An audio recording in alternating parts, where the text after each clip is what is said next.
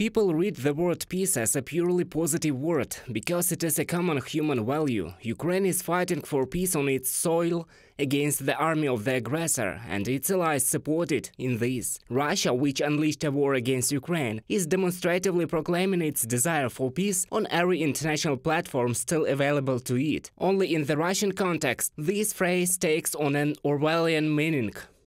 So the concept of the perpetrator and the victim is discarded, where first the crime must be stopped, then the perpetrator must be brought to justice, and after that we can talk about some kind of mediation. In its place is the concept where there is one party to the conflict and the other party to the conflict who are not sharing something. They just need a mediator who can bring them to the table, who will be trusted by both sides to guarantee their agreement. Consequently, no conclusions are drawn, and, as we know, an unpunished evil is forced to repeat itself.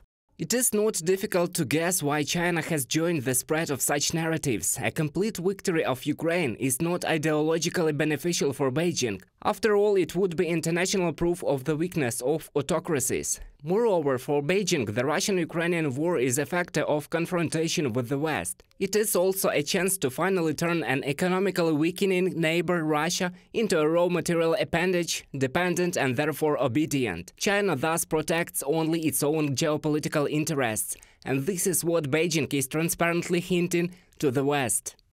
The Ukraine crisis is a tragedy that could have been avoided, but it has come to where it stands today. There are painful lessons that all parties should truly reflect upon. In essence, it is an eruption of the problems built up in the security governance of Europe. It has a complex history and complex reasons. China always makes its own judgment and decides on its position independently based on the merits of the issue. China's peace plan is based on the so-called respect for the just apprehension of all parties. This means accepting at least part of the claims of the aggressor country. The list of countries that supported the initiative is also revealing. In addition to Russia, it includes Hungary, Belarus and Kazakhstan. According to experts, the allegedly peaceful statements of the leaders of these countries are primarily aimed at obtaining domestic and foreign political benefits.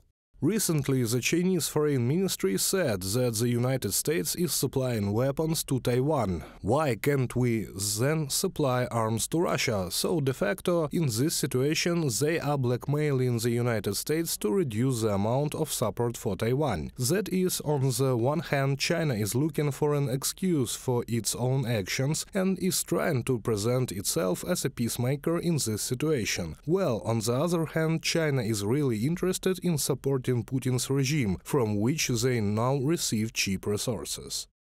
The international course of support for Ukraine is no longer affected by such initiatives. In October, President of Ukraine Volodymyr Zelensky approved the decision of the National Security and Defense Council that negotiations with Putin are impossible. Now even those who until the very last believed in the diplomatic route are talking about Ukraine's victory on the battlefield as the only possible option. The allies have focused on real assistance to Ukraine, first and foremost military assistance. So we need to use what we already have, what the European armies already have on their stockpiles and on the command that they have passed to the industry. Second, to ask for more, going together, a common procurement of all armies that wanted to do that all together in order to provide part of this common procurement to Ukraine, medium term. In the longer term, or not so longer, but certainly not for tomorrow, increase the defense capacity of our industry.